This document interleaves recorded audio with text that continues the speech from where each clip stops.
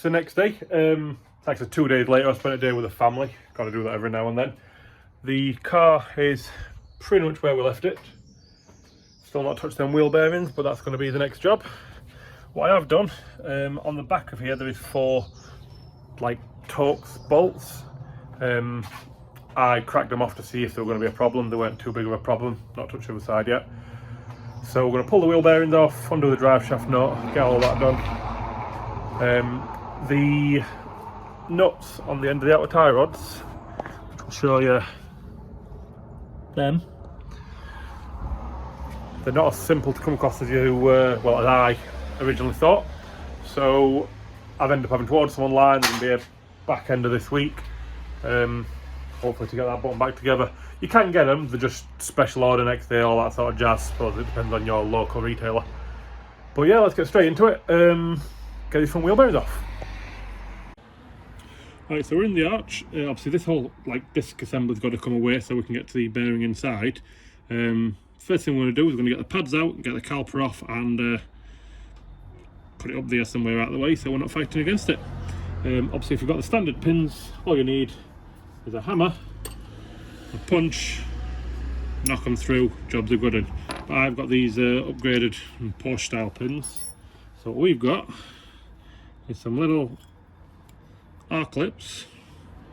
Just put them in here so I don't lose them.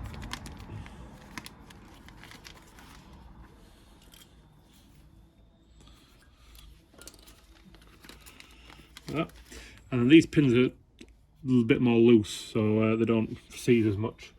So all you do is get yourself a sturdy punch.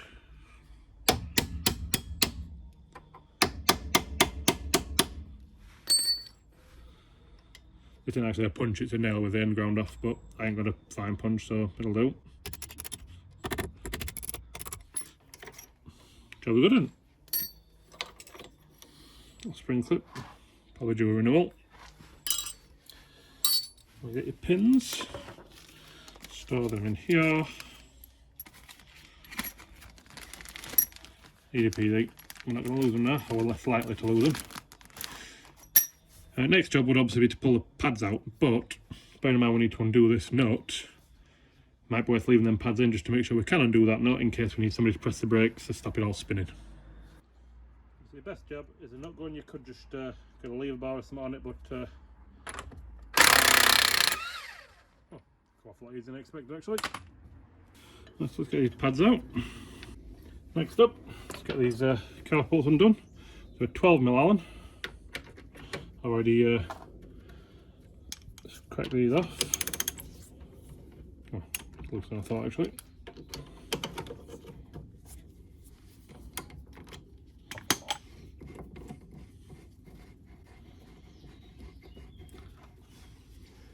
Just going to grab some cable ties or bungee cord to get this caliper out of the way.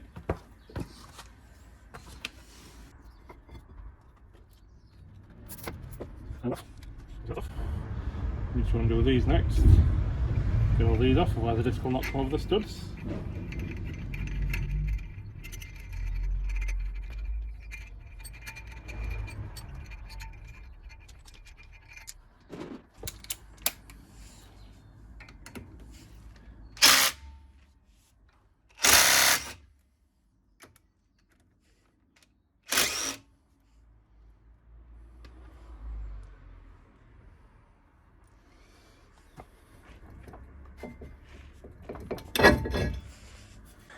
So there's your hub assembly, and there's your bearing, which is bolted in from the back. If we just tilt that, you can see just about those little Torx bits. They are a E14. Just double check that in fact. Yep, they're an E14. So all you do is undo them. It undoes these 4 bolts, one in each corner. That whole assembly should come away. Now the drive shaft is off. Just make sure that drive shaft is loose. Yep. Undo them bolts. That whole assembly should come away. A little bit cruddy, but hopefully nice and easy.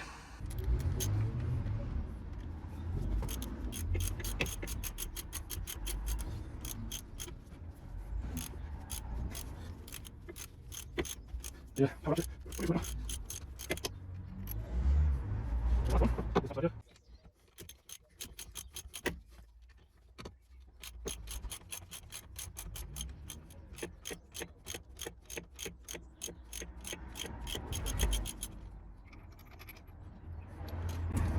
Right, in theory, the drive shaft is loose, the bearing shouldn't take much.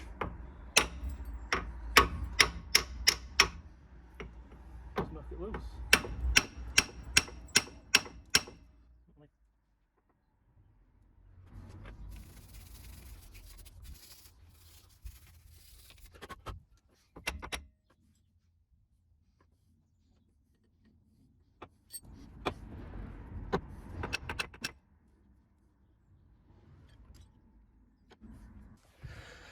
We're making progress. It's in there pretty well and good. It's coming out, as you can see. Quite a little gap down there. It's just obviously different materials corroded differently and it just jams up.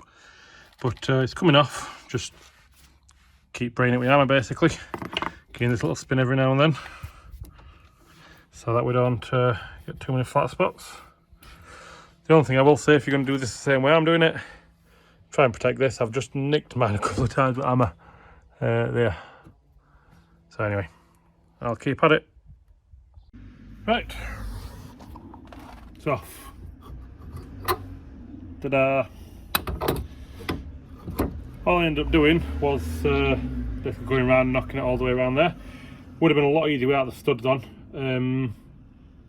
Might be worth doing it before the stud conversion, because what I ended up doing was damaging one of the studs.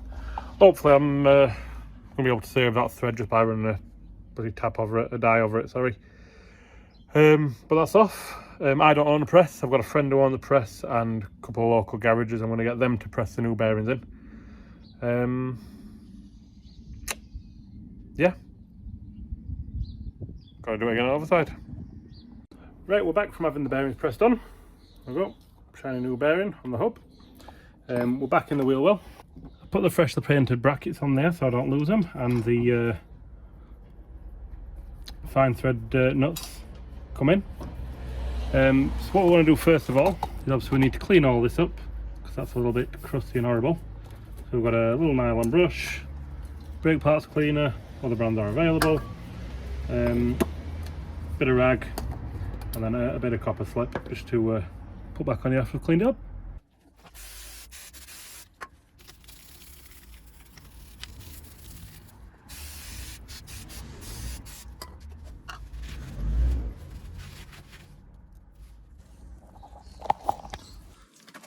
Don't know if you can see that. What we've actually got here is, look, like a build-up that's sat behind the bearing. So I'm just going to get a scraper and try and scrape that out, so hopefully it's a bit nicer. Right, so we've cleaned all that up for the most part. There's a couple of little, not quite sure what it is, like the aluminium's corroded, but we've cleaned it up. The bearing goes on nicely, I've double checked that. So what we need to do next is push these out of the way. Get some copper slip. Just tiny bit on the splines just to stop it seizing inside the hub. It's more than enough. Beautiful.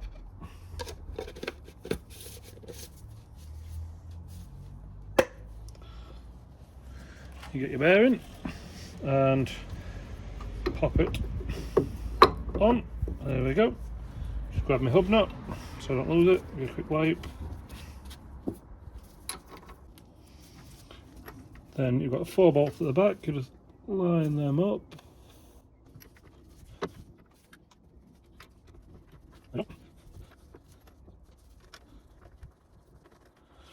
Once you've got them all lined up and all on a few threads, tighten them up, torque them up. It's 120 Newton meter they need to be torqued to.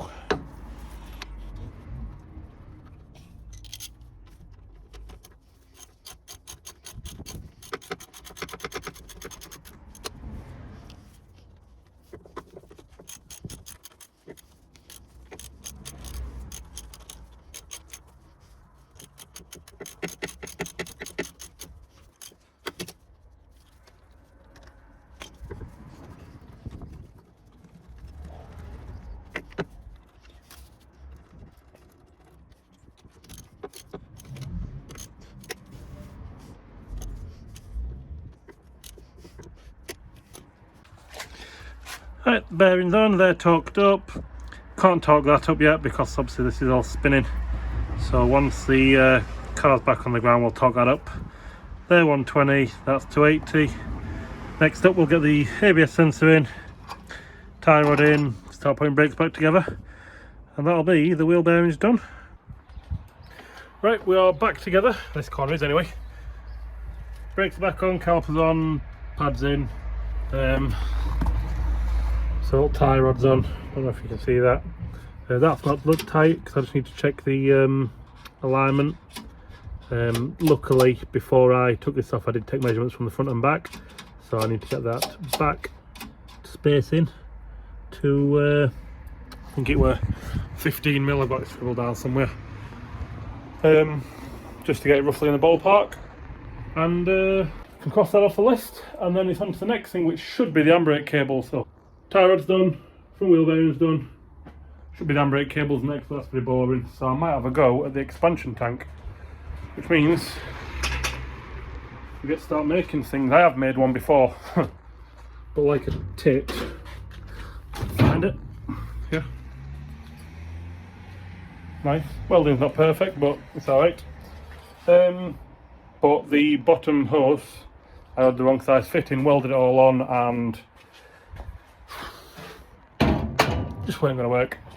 So I've ordered all the right size stuff. It's all ready to go. I'm going to make an expansion tank.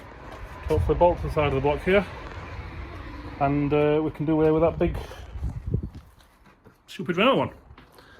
Right, if you're still here, I know it's probably been a long one. Thank you very much for getting this far. Hope to catch you in the next one.